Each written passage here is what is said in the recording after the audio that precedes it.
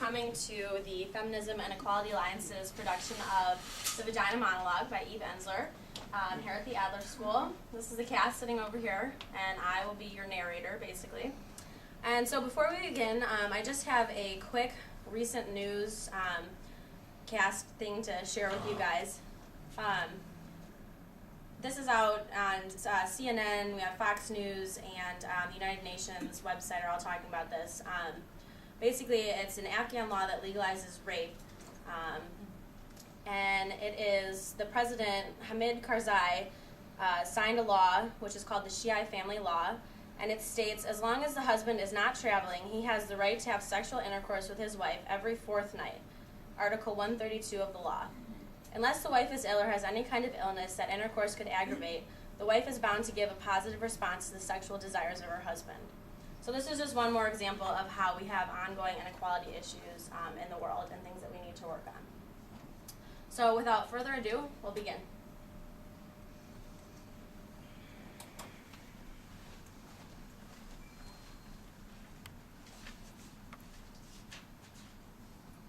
I bet you're worried.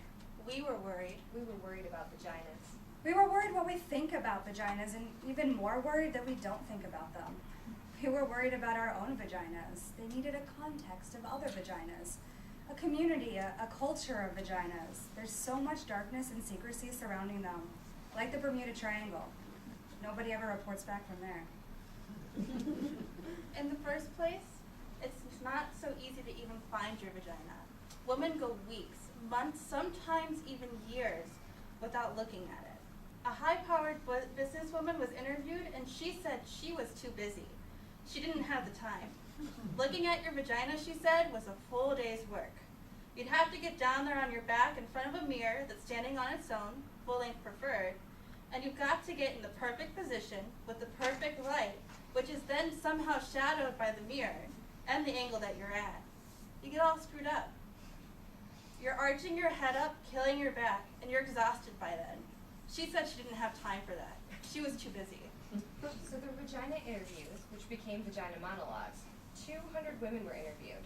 Older women, younger women, married women, lesbians, single women, college professors, actors, corporate professionals, sex workers, African American women, Asian American women, Hispanic women, Native American women, Caucasian women, and Jewish women. Okay. At first, women were reluctant to talk. They were a little shy. But once they got going, you couldn't stop them.